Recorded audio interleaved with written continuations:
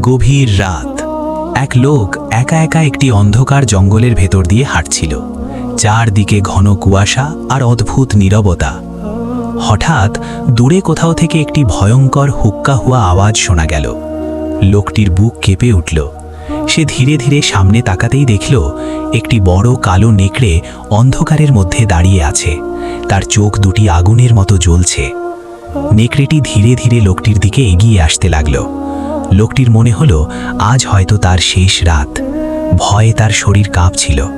কিন্তু হঠাৎ সে মনে করল, আল্লাহ সব কিছুর মালিক।